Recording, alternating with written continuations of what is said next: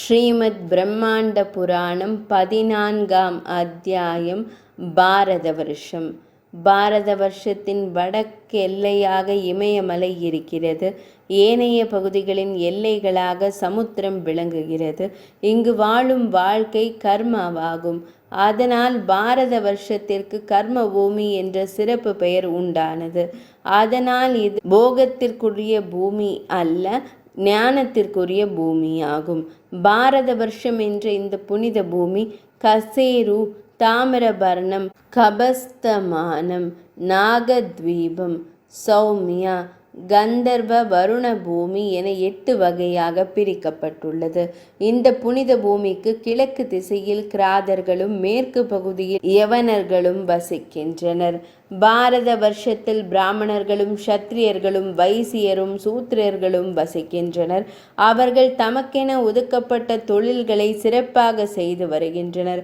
அத்துடன் அவர்கள் அறம், பொருள், இன்பம் என்பவற்றினூடாக வீடு பேற்றை அடைய முயல்கின்றனர். அரசர்களை இங்கு சாம்ராட் என்ற உயரிய மதிப்புமிக்க பெயரிட்டு மக்களும் முனிவர்களும் பிராமணர்களும் அழைக்கின்றனர்.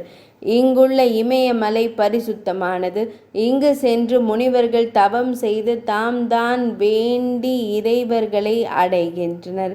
கங்கை, சிந்து, காவேரி போன்ற புண்ணிய நதிகள் இங்கு பாய்கின்றன.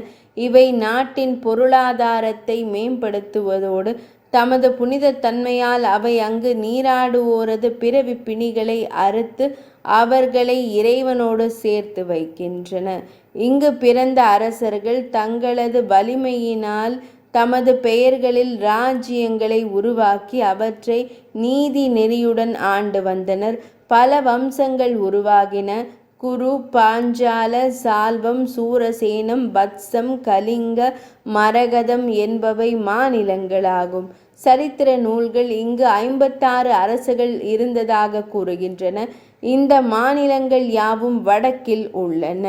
வாலிக, அபீர, சௌபீர, சக, கேகய, மத்ர, காஷ்மீர, காம்போஜம் ஆகியவையும் வட மாநிலங்களாகும்.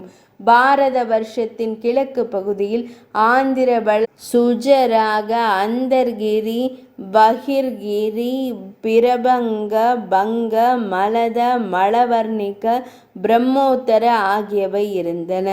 இதன் தெற்கு பகுதியில் கலிங்கம், மகாராஷ்டிரம், கேரளம் போன்ற பல ராஜ்யங்கள் இருந்தன. மேற்கில் நாசிக, மகேய, கச்சிய, சுராஷ்டிரா போன்ற மாநிலங்கள் இருந்தன. 14ஆம் அத்தியாயம் இனிதே நிறைவடைந்தது.